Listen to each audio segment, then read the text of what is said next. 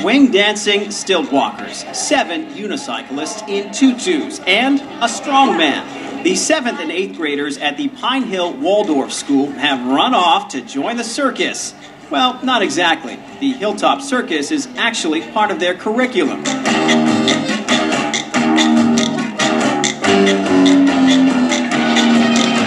Meet Jacqueline Davis. She's directed the circus for the last 17 years. We're almost there. We're almost there. Hilltop Circus started in 1996. That was our first performance. In 1995, in the fall, I was asked by 2 teachers, 2 middle school teachers, if I would help them produce a middle school circus. And I guess they asked me because I was a parent in the school. My daughter was in the 1st grade. Word got out somehow that I had a theater degree from the University of New Hampshire and that I had had a career as a mime. I used to work for Disney World and Epcot Center in my former life. And by the way, yes, I married a former Ringling Brothers clown. The performances have grown each year, and each circus has the fingerprints of the graduating 8th grade class all over it. It's a 7th and 8th grade circus, so there's always a novice class, and there's always an experienced class. By the time you get to 8th grade at Pine Hill Waldorf School, you rule the roost, right? You're the top.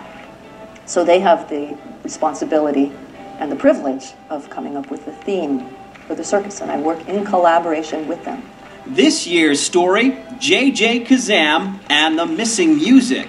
They're not only telling a story, the skills the kids show off on opening night wow the audience.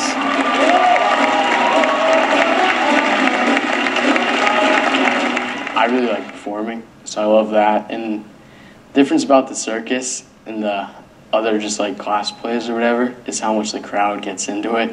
That's so awesome, you know, to be on stage and everyone's clapping and whatever, like crazy for you. So that's pretty awesome. The reason these kids are so good, they've grown up in the circus. The developmental circus arts program at Pine Hill begins actually in 1st grade, the preparation for that. The children are learning tumbling and acrobatics, body management skills. They're strengthening, they're running lots of movement activities in the Waldorf School. It's a pretty huge deal. I mean, when I was in like kindergarten, it was always kind of my dream, something to look forward to, you know, in 8th grade. The circus arts piece it is a whole child education. It's physical, social and emotional development, and it's cognitive because they're thinking of what's going on, creative. Definitely better hand-eye coordination, a lot better hand-eye coordination, teamwork. There's such a wide range of activities in circus so that anyone can really do it if they put their mind to it. It's a smorgasbord. So circus arts, there's a lot to choose from, and we hope that because there's so much choice, kids will be drawn to what feels more natural to them. Poi, Diablo, juggling, human pyramid, tight wire walking, even clowning, you name it. The Hilltop Circus allows everyone to be a star.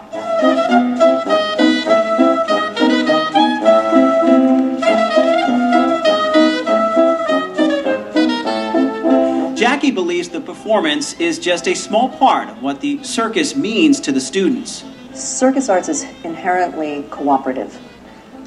This is why I think it belongs alongside, it's a complement to sports and athletics on the one hand, and performing arts, traditional performing arts, dance theater on the other. Circus arts is kind of like a point in a triangle that's missing currently.